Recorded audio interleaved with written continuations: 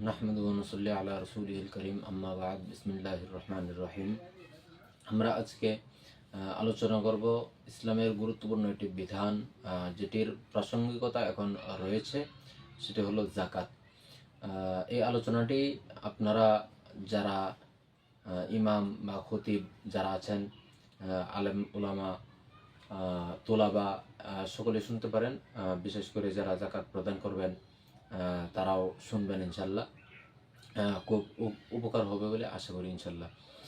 যাকাতের যে সামগ্রিক আলোচনা সেটা করবার চেষ্টা করবো ইনশাল্লাহ।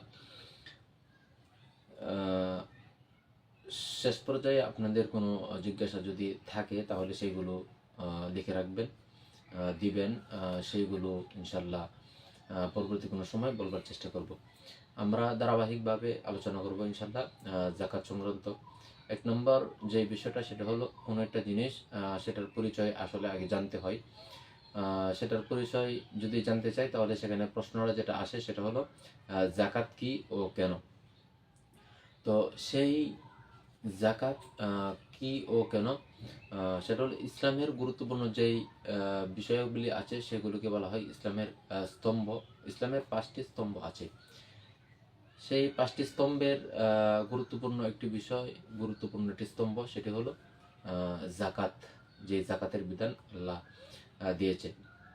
তো যাকাতের এই সংজ্ঞা, যেমন অনেক জায়গায় ইমানের পরে নামাজের গুরুত্ব সকলেই বলেছেন, এরপরে হলো যাকাত বা যাকাত আর সালাতের গুরুত্ব।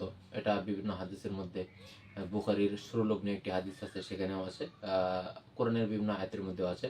যেমন আকিমুস সালাতা ওয়া আতুজ যাকাত, নামাজের সাথে সাথে বিভিন্ন জায়গায় যাকাতের উল্লেখ করা হয়েছে, অনেক গুরুত্বপূর্ণ একটি বিধান। এরপর হলো এই যে যাকাত, এই যাকাতটা আসলে কি বা যাকাতের সংজ্ঞা। শরীয়তের পরিভাষায় নির্দিষ্ট পরিমাণ, নির্দিষ্ট একটা পরিমাণ, নির্দিষ্ট যে আল্লাহ তাআলার বিধান, আল্লাহ তাআলার বিধান মোতাবেক নির্দিষ্ট একটা পরিমাণ, সেটা নির্দিষ্ট ব্যক্তিদেরকে প্রদান করা মালের থেকে, সেটাকে যাকাত বলে। সেটার সংজ্ঞায়ন আরো সুন্দরভাবে করলে সেটা আরো সুন্দর হবে। তো পরবর্তী আলোচনাগুলো শুনলে আরো সুস্পষ্ট হয়ে যাবে বিষয়গুলো। তো এই যাকাত এটা ফরজ হওয়ার যে শর্ত, যাকাতের যে বিধান, সেই বিধানটা কিন্তু আসলে একটা ফরজ বিধান। তো এই যাকাত ফরজ হওয়ার যে শর্তসমূহ, সেই শর্তসমূহ কি? সেই শর্তসমূহ হলো, এক নম্বর হলো তাকে মুসলমান হতে হবে। 2 নম্বর যেটা সেটা হলো তাকে বালেগ হতে হবে বা প্রাপ্তবয়স্ক হতে হবে। 3 নম্বর তাকে আকলমান্দ হতে হবে বা তাকে বুদ্ধিসম্পন্ন যে লোক বা বুদ্ধিসম্পন্ন ব্যক্তি তাকে হতে হবে, তাহলে তার উপর যাকাত ফরজ হবে। 4 নম্বর সেটা হলো নেসাব পরিমাণ যে মাল, সেই মালের মালিক হতে হবে। নেসাব বা পরিমাণ আর কি, কি পরিমাণ মাল তার হতে হবে সেটা পরবর্তীতে আসবে, আলোচনা করব। তো এই 4 নম্বরের যে বিষয়টা সেটা হলো নেশা পরিমাণ মাল তার থাকতে হবে। 5 নম্বর হলো তাকে ঋণ মুক্ত থাকতে হবে। 6 নম্বর সেটা হলো 1 বছর অতিবাহিত হতে হবে। যেই নেশা পরিমাণ মাল, সেই মালের উপর 1 বছর অতিবাহিত হতে হবে, তাহলে তার উপর যাকাত ফরজ হবে। তো এই যে এই বিষয়গুলো, সেই বিষয়গুলো যেখানে পাওয়া যাবে, যার উপর পাওয়া যাবে, যার মধ্যে পাওয়া যাবে, তাদের উপরই এরকমভাবে যাকাত ফরজ হবে। এই বিষয়গুলো যদি পাওয়া না যায় তাহলে যাকাত ফরজ হবে না, বা যাকাত ফরজ হওয়ার শর্তসমূহ হলো এইগুলো। এরপর হলো যে কি পরিমাণ আমাদেরকে দিতে হবে, সেটাকে আমরা বলি যে 2.5% বা 2.5%। আরো যদি বলা হয় তাহলে 40 ভাগের 1 ভাগ, যেটাকে আমরা বলি আর কি, 40 ভাগের 1 ভাগ আমাদের মাল দিতে হবে। তো এটা বললাম আমরা যে যাকাত সেটা কি, সেটার কিছুটা সংজ্ঞা, কিছুটা আলোচনা আমরা করলাম, স্পষ্ট হলাম। এরপর হলো এটা যাকাতটা এটা কেন। তো যাকাতটা কেন, এইখানে কিছু আমরা কথা বললে সেটা সুস্পষ্ট হয়ে যাবে। এটার 1 নম্বর যে বিষয়টা সেটা হলো যে মহান আল্লাহ তাআলার নির্দেশ এই জন্যই আমাদেরকে দিতে হবে। এটাই হলো সবচেয়ে মুমিন হিসেবে সবচেয়ে বড় বিষয়। এরপর আরো গুরুত্বপূর্ণ যে বিষয়টা সেটা হলো গরিবদেরকে সাহায্য করা হয় এই জাকাতের মাধ্যমে, এই জন্য জাকাত। জাকাত কেন যদি বলেন তাহলে এটা হলো সম্পদ পবিত্র করা, এই জাকাতের মাধ্যমে পবিত্র করা হয়, এই জন্য জাকাত। যদি বলেন জাকাত কেন, তাহলে বলবো যে আপনার যে সম্পদ আছে সেই সম্পদের মধ্যে বরকত হয় বা বারাকা বৃদ্ধির জন্য আমরা এই যে জাকাত, এই জাকাত দিয়ে থাকি। এরপর হলো আরেকটা গুরুত্বপূর্ণ বিষয়, সেটা হলো যে আমাদের যে ধনী গরিব যারা আছে সেই ধনী গরিবের যে বৈষম্য, সেই বৈষম্যটা দূর করার জন্য মূলত এই জাকাত বা এই জাকাতের বিধান। এরপর হলো যে আরো যদি বলা হয় তাহলে এটা হলো যে আমাদের যেই পরিশুদ্ধি, মালের পরিশুদ্ধি বা পবিত্রকরণ, বারাকা, এরপর পবিত্র। আর আরো গুরুত্বপূর্ণ একটা বিষয় সেটা হলো যে কৃপণতা। কৃপণতা মুক্ত আমরা হতে পারি এই জাকাতের মাধ্যমে। এরপর হলো যে আরেকটি গুরুত্বপূর্ণ বিষয় সেটা হলো যে আমাদের যে লোভ লালসা, সেই লালসা মুক্ত আমরা হতে পারবো এই জাকাতের মাধ্যমে। এরপর হলো যে অর্থনীতি, যে অর্থনীতির সচল অর্থনীতিকে আমরা এই জাকাতের মাধ্যমে আমরা সচল করতে পারি। সেই অর্থনীতির সচলতার জন্য আমরা জাকাত প্রদান করব। তো আমরা আলোচনা করলাম জাকাত কি এবং জাকাত কেন। এর পরবর্তী যে বিষয়টা সেটা হলো যে সম্পদের যে পরিমাণ বা কি পরিমাণ সম্পদ হলে আপনাকে জাকাত দিতে হবে, সেটা হলো তিন ধরনের। প্রথম হলো যে সম্পদের যে ধরন, সেই ধরনটা যদি আলোচনা করে না তাহলে সহজ হবে। সম্পদ যে আছে, সম্পদের ধরন হলো তিন ধরনের সম্পদের মধ্যে বা তিন ধরনের যে সম্পদ, সেই সম্পদ আমাদের আছে বা আমাদের কাছে থাকে, সেটা একটা হলো আমাদের যে স্বর্ণ আছে সেই স্বর্ণ। 2 নম্বর সম্পদ শুধুমাত্র রূপা, শুধুমাত্র স্বর্ণ, শুধুমাত্র রূপা। 3 নম্বর যে ধরনটা সেটা হতে পারে বলতে সেটা এটাই যে মিশ্রিত সম্পদ। তো এই 3 ধরনের বহির্ভূত বা 3 ধরনের বাইরে আর কোনো ধরনের সম্পদ নেই বা সম্পদ হতে পারে না। তো স্বর্ণ, 1 নম্বর হলো যে স্বর্ণ যদি হয় তাহলে তার পরিমাণটা কি হবে? স্বর্ণ যদি হয় তাহলে তার পরিমাণটা হবে 87.48 গ্রাম স্বর্ণ যদি কারো কাছে থাকে, অথবা এটাকে আমরা আরো সহজে যদি বলি তাহলে 7.5 তোলা বা 7.5 ভরি স্বর্ণ যদি কারো কাছে থাকে, সেটা যদি তার যেই নিত্য প্রয়োজনীয় যে জিনিসগুলো আছে সেইগুলো বাদে অতিরিক্ত যদি থাকে, আর সেটার উপর যদি 1 বছর অতিবাহিত হয়, পূর্ণ 1 বছর অতিবাহিত হয়, তাহলে তার জাকাত দিতে হবে, তার উপর জাকাত ফরজ হবে। এরপর হলো রূপা যদি এই পরিমাণ হয় যে 612.34 গ্রাম, 612.34 গ্রাম রূপা যদি কারো কাছে থাকে আর তার উপর যদি 1 বছর সময় অতিবাহিত হয়, তাহলে তাকে জাকাত দিতে হবে, তার উপর জাকাত ফরজ হবে। এটার পরিমাণটা এভাবে আমরা বলি যে 52.5 তোলা বা 52.5 ভরি স্বর্ণ রূপা যদি কারো কাছে থাকে তাহলে তাকে জাকাত দিতে হবে। এরপর হলো মিশ্রিত সম্পদ। এগুলো শুধুমাত্র যদি কারোর কাছে শুধু স্বর্ণ অথবা শুধু রূপা থাকে তাহলে, আর যদি দুটার মিশ্রণ যদি থাকে, স্বর্ণ কিছু আছে রূপাও কিছু আছে, তাহলে শুধুমাত্র রূপার হিসাব হয়। এরপর যদি এই রূপা স্বর্ণ ছাড়াও যদি অন্য মাল বা সম্পদ থাকে, যেমন টাকা পয়সা সহ বিভিন্ন মাল থাকে, তাহলে সেই ক্ষেত্রে পরিমাণটা হলো রূপার যে নেশাব, সেই নেশাব পরিমাণ আপনাকে দিতে হবে। তো সেই নেশাব পরিমাণ আপনাকে সেই নেশাবের হিসাব আপনাকে করতে হবে। নেশাবটা হলো যে 52.5 তোলা বা 52.5 ভরি যে রূপা, সেই রূপার মূল্যের হিসাব আপনাকে করতে হবে মিশ্রিত সম্পদ যদি হয়। এরপর হলো গবাদি পশুর ক্ষেত্রে, সেটা ফিকহি কিতাবগুলোর মধ্যে উল্লেখ আছে যে 30টি 30টির মধ্যে একটি যদি 1 বছরের হয়, আর ছাগল ও বেড়া এইগুলোর ক্ষেত্রে 40টির মধ্যে একটি আপনাকে দিতে হবে। গবাদি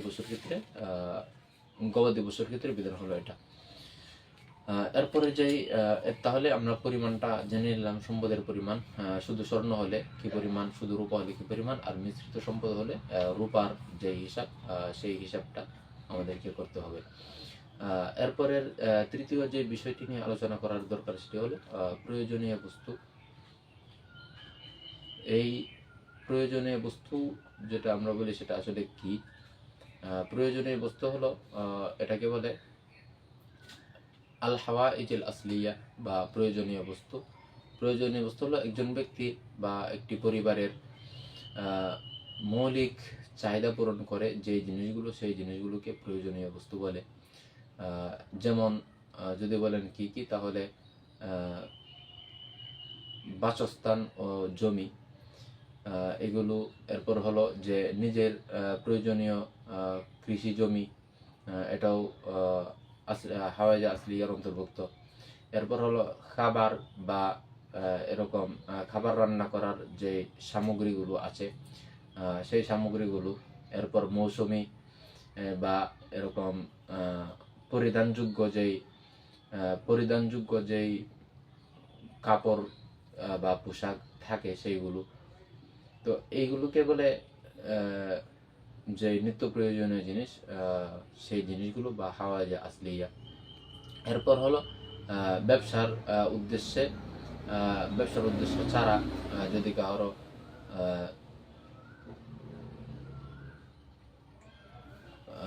যদি কারো এরকম ব্যবসার উদ্দেশ্য ছাড়া যদি নিজের যেই প্রয়োজন সেই প্রয়োজনে যদি গাড়ি থাকে, সেই গাড়ি, অর্থাৎ যেই গাড়িটা নিজে ব্যবহার করে, যেটার ভাড়া দেয় না, যদি একাধিক গাড়ি হয় তাহলে সেই ক্ষেত্রেও তার যে বিধান, সেই বিধানটা হলো হাওয়াইজে আসলিয়ার অন্তর্ভুক্তই সেইগুলো হবে। এরপর হলো যে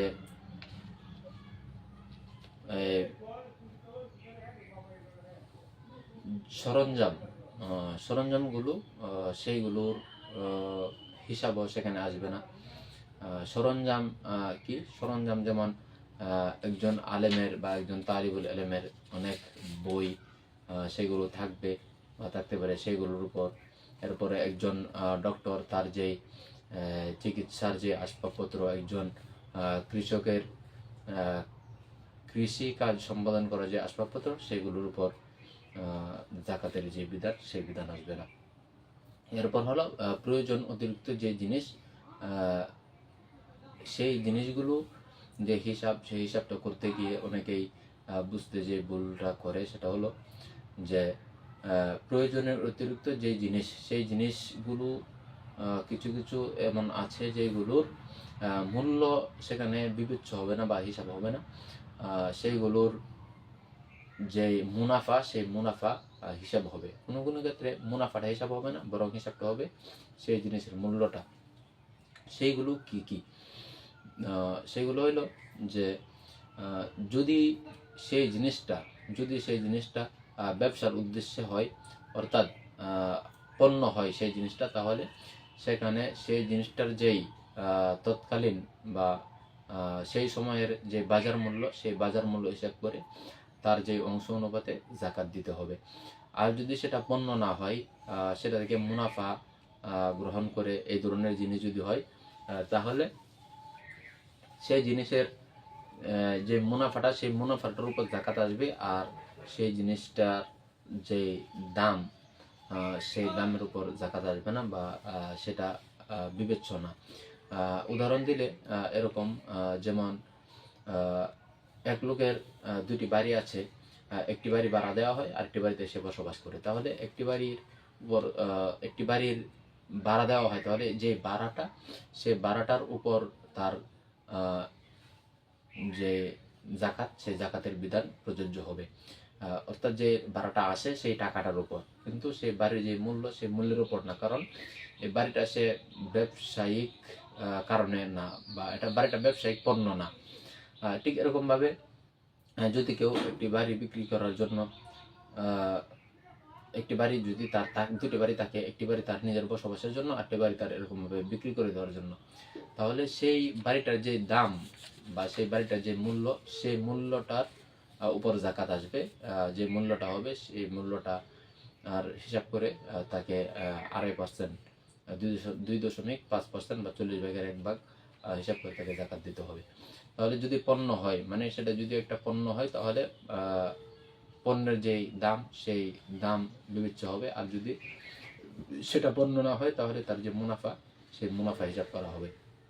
তারপর 5 নম্বর যে বিষয়টা, সেটা হলো যে যাদেরকে জাকাত দিবে, এরকম কোরআন শরীফের মধ্যে বর্ণিত হয়েছে যে 8 শ্রেণীর লোককে জাকাত দিতে হবে, বা জাকাতের প্রাপ্য কারা যদি বলেন, তাহলে 8 শ্রেণীর লোক আছে এমন যাদেরকে জাকাত দেওয়া যাবে। তারা হলো জাকাতের প্রাপ্য। তারা কারা? 1 নম্বর হলো যে ফকির, খুব দরিদ্র মানুষ, সে জাকাতের প্রাপ্য। 2 নম্বর হলো মিসকিন, যার ফকির আর মিসকিন কাছাকাছি, একটু একটু তাদের নিয়ে আলোচনা আছে। সেটা হলো যে যার কাছে স্বল্প পরিমাণ আছে, যার মাল আছে, যা দ্বারা তার যে নিত্য প্রয়োজনীয় যে জিনিসগুলো, সেই জিনিসগুলোর আঞ্জাম সে দিতে পারে না, সেই কাজগুলো সম্পাদন করতে পারে না, একটু তারতম্য আছে। তো ফকির 2 নম্বর হলো মিসকিন। 3 নম্বর হলো যে আমিল। আমিল কি? যারা রাষ্ট্র বা কোনো সংস্থা কর্তৃক নির্ধারিত জাকাত তারা উত্তোলন করে, জাকাত উঠায়, তাদেরকে বলে আমিল।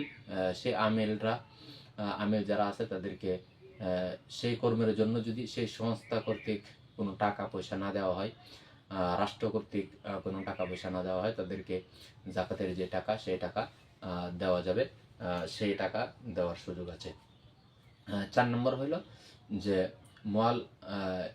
মুআল্লামাতুল কুলুব। তো এটা কি? এটা হলো যে মুসলিম যারা আছে তাদেরকে জাকাত দেওয়া যেতে পারে, বা যারা ইসলাম গ্রহণে আগ্রহী এরকম যারা আছে তাদেরকে জাকাতের টাকা দেওয়া যেতে পারে। 5 নম্বর হলো যে রিকাব। রিকাব অর্থ হলো যে দাস মুক্তি। সেই দাস মুক্তির জন্য এই জাকাতের টাকা দেওয়া যেতে পারে, যেটা ইসলামের সুযোগ নিয়েছিল। বর্তমান এটার বিধান, এটা প্রযোজ্য না। তবে বর্তমানে এই টাকাটার একটা ব্যয় এই খাতে করা যায় বা এখানে করা যেতে পারে, যেটা হলো আপনার বর্তমান নিরপরাধ কিছু মানুষ যারা জেল জুলুমের শিকার হয় বা জেলে থাকে, বিভিন্ন রাষ্ট্রের বিভিন্ন জায়গায় আছে, তাদের মুক্তির জন্য সেই টাকাটার ব্যবহার করা যেতে পারে, বা জাকাতের টাকার।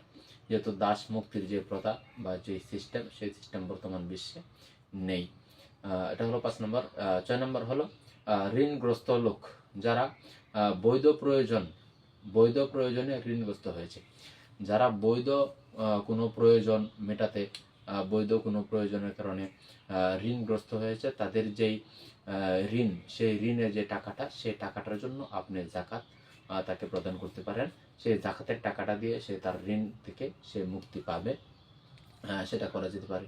কিন্তু এমন যদি হয় কোনো অবৈধ কর্মের কারণে, কাজের কারণে সে ঋণগ্রস্ত হয়েছে, তাহলে সেখানে সেটার ব্যবহার, সেই টাকার জাকাতের টাকার ব্যবহার করতে পারবেন না, করার সুযোগ নেই। এরপর হলো 7 নম্বর যে ফি সাবিলিল্লাহ।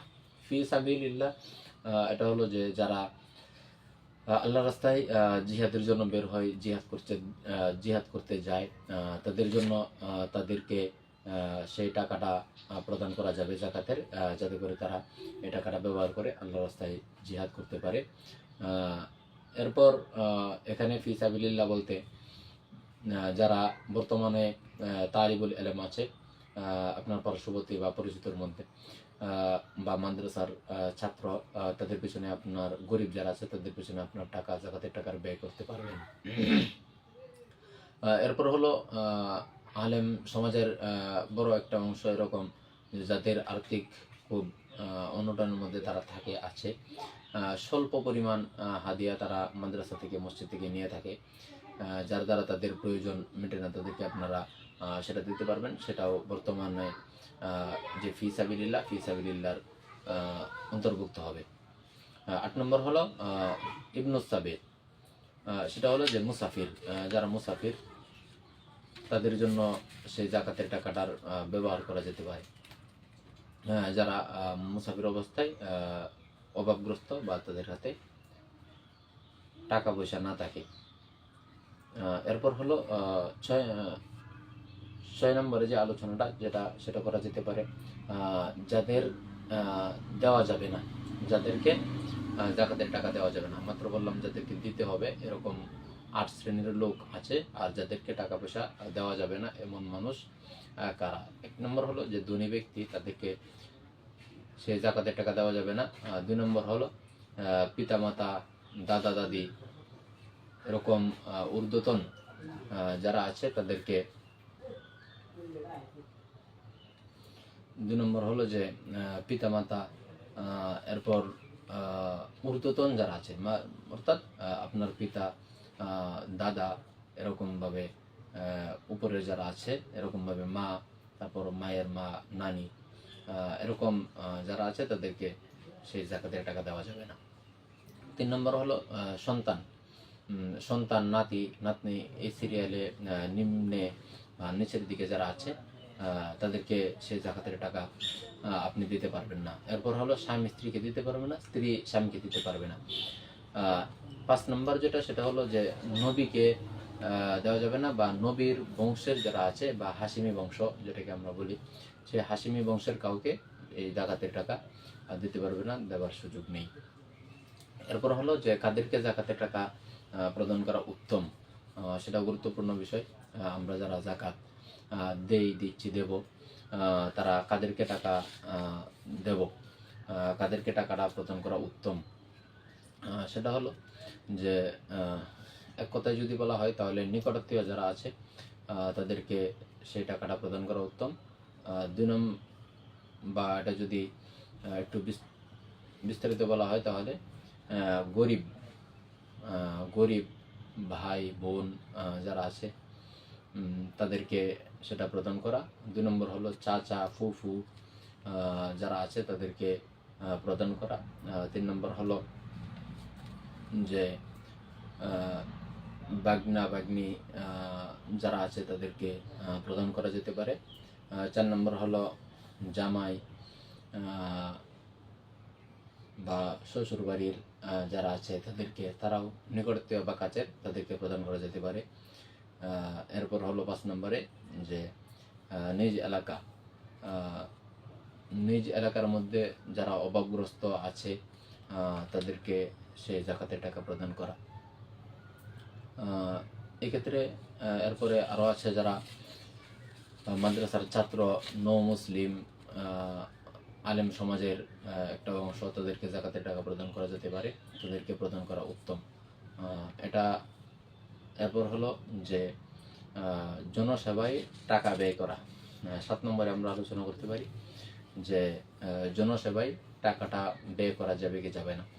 জনসেবার কিছু কিছু সেক্টর আছে যেখানে টাকাটা ব্যয় করা যাবে। সেটা হলো যে শর্ত হলো যে এটার মালিক বানিয়ে দিতে হবে। এই টাকাটা এভাবে ব্যবহার করা যাবে না যে এটার নির্দিষ্ট কোনো মালিক হয় না।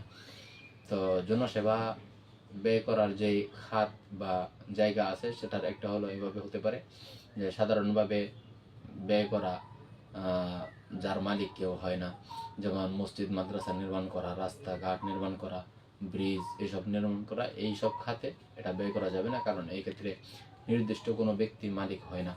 কিন্তু জনসেবায় এভাবে ব্যয় করা যাবে যে কারো নির্দিষ্ট কোনো ব্যক্তির ওষুধ ক্রয় করে দেওয়া, কোনো একটা মাদ্রাসার ছাত্রর বই ক্রয় করে দেওয়া বা কিতাব ক্রয় করে দেওয়া, এইসব খাতে ব্যয় করার সুযোগ আছে। আর বাকি যদি কেউ নির্দিষ্টভাবে মালিক না হয় এমন কোনো খাতে এটা ব্যয় করা সুযোগ নাই, সেখানে ব্যয় করা যাবে না। এজন্য যেই বিষয়গুলো মোটামুটি আসলে সেই বিষয়গুলো খুব সংক্ষিপ্তভাবে বলবার চেষ্টা করলাম। যদি আপনাদের কারো প্রশ্ন থাকে বা বুঝবার অসুবিধা হয় তাহলে ইনশাল্লাহ জানাবেন। আর এখানে দ্বিতীয়বার এটা হয়তো আমারই শুনবার সময় বা সুযোগ হবে না, এজন্য কোনো ভুল ত্রুটি সেটা থাকলেও জানাতে পারেন। এরপর কোনো একটা অস্পষ্ট থাকলে সেটা জানাতে পারেন। এরপর হলো যে আরও কোনো জিজ্ঞাসা থাকতে পারে, খুব সংক্ষিপ্তভাবে সবগুলো বলবার চেষ্টা করেছি। সেইগুলো আমাদের সকলের উপকার হবে বলে মনে করছি। আল্লাহ পাক আমাদেরকে বুঝবার এবং সেগুলো মেনে চলবার তৌফিক দান করুন।